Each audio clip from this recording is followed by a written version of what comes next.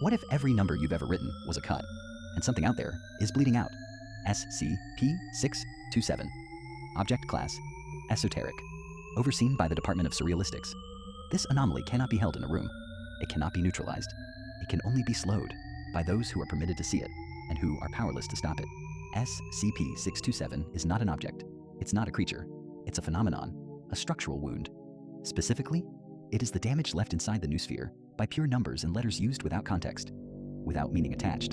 The noosphere is the conceptual layer underlying all of reality. Every idea, every name, everything that can be perceived or remembered. It lives there. You don't see it, but it holds everything you do see together. Numbers, in their rawest form, stripped of metaphor, stripped of association, existing only as value, are sharp. The Foundation's documentation uses that exact word. Sharp. Edges hard and thin.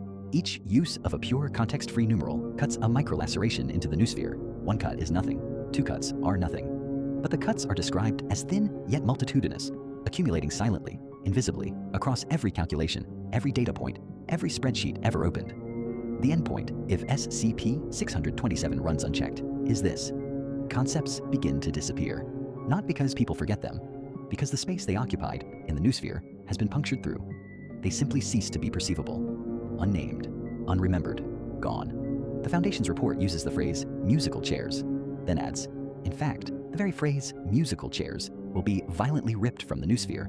The anomaly eventually consumes its own description. Containment, to the degree it exists at all, involves something the Foundation calls numeristic onto exosemantic overload. The goal is to widen the conceptual base of each number, to pad its edges, to give it weight beyond raw value. In practice, attaching meaning to numbers, metaphor, story, color, association. The document does this itself. It describes the number 8 as icy green-blue, similar to 0 yet with more depth, like a frozen lake known to be murky in the summer, cold but possessing more depth. That's not poetry for its own sake. That's a containment procedure. Here is what the Foundation acknowledges and cannot resolve. The people best positioned to contain SCP-627, the researchers with full perception of the noosphere's abstract structure, are explicitly prohibited from interfering. And the people who could take action, the ones writing the equations, running the models, generating the raw numerals, cannot perceive the damage at all. The world is the tool, and it doesn't know it's cutting. Every number stripped of meaning is another laceration, and the noosphere has been bleeding since the first numeral was ever written cold. Follow for more SCP Deep Dives.